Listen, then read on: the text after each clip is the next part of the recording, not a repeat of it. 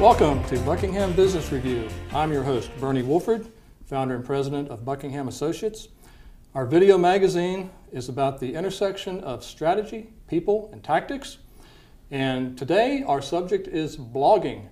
I don't know about many of you in our audience, but blogging's been around for a while, but I still hear a lot of questions about the value of blogging, the frequency of blogging. Is there ROI in blogging, or is it sort of a soft investment? So we're going to have a series of interviews with special guests to really drill down in the subject of blogging. And to get started, I'm very pleased to have with me my first guest, Mr. Jim Caruso of MediaFirst. Jim, welcome to Buckingham Business Review, and let's begin by telling our audience a little bit about your firm, MediaFirst. Thank you, Bernie. Thanks very much for having me today. MediaFirst is a marketing services firm. We do a lot of PR. PR helps our writing a lot and helps us position our customers well and understand how to do that. We've been doing marketing for 10 years and we've been building websites for 10 years. These days, with people wanting to generate more leads, marketing, PR, social media, and websites for lead generation is a good package. Okay. So that's what we're doing. I guess one of my first questions concerns the very definition of blogging. It probably means different things to different people. I know what it means to me.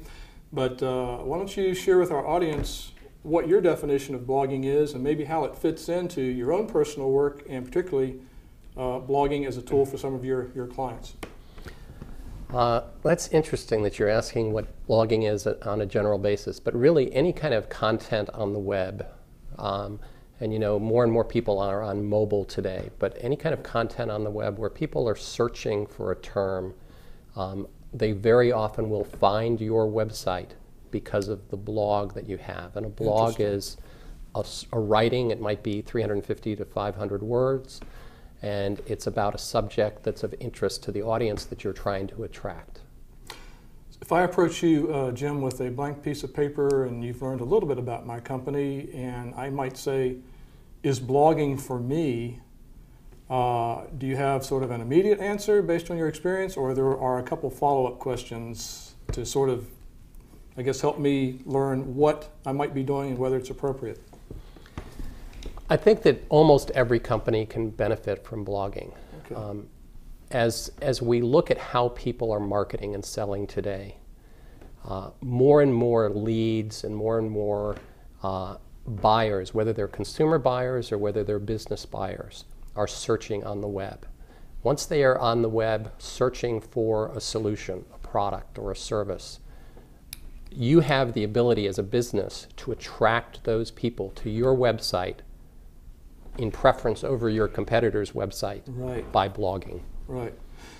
Something tells me the proper keywords inserted in my blog are as important as the subject in my blog as a part of a search engine. Am I hearing that correctly? Right. Absolutely.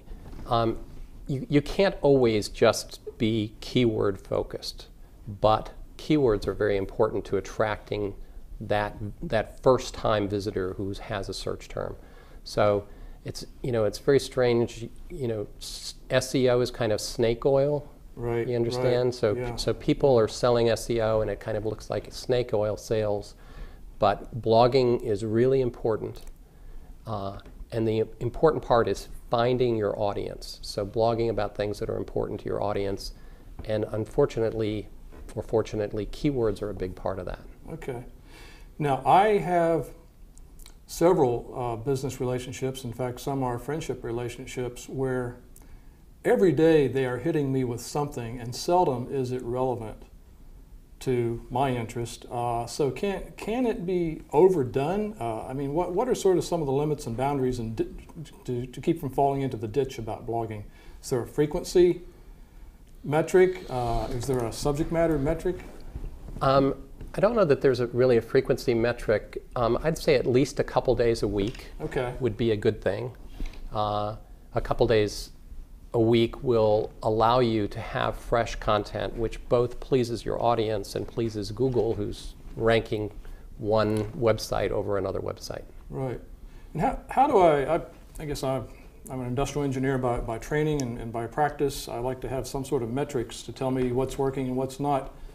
How do I get my hands around whether or not my blogs are producing the result I intend? I think the best way to figure out whether blogs are giving you the results that you want is to, first of all, measure the traffic that you have. Okay. Like how many people are coming to the blog and what blog post are they coming to. Okay. But there's a whole science behind blogging and using blogs to both please your audience and for lead generation. Okay. So you can provide information to your audience and please them by giving them, by offering them, giving them an offer like a tip sheet. So the 10 tips on whatever your blog post is about. I see a lot of that. Okay. And then there are very much more direct where you have a blog post on a subject and you might say, would you like to be able to do this in your business? Click here for your fast free quote. Yes, yes, very good. Right? Well, we're visiting with Jim Caruso of MediaFirst, and in our next segment with Jim, we're going to really get down in the weeds and talk about what makes a blog successful, and also maybe some mistakes to be avoided by people as they start blogging. So thank you for joining us on Buckingham Business Review. This is Bernie Wolford, your host. We hope you will join us again on a future segment. Thank you.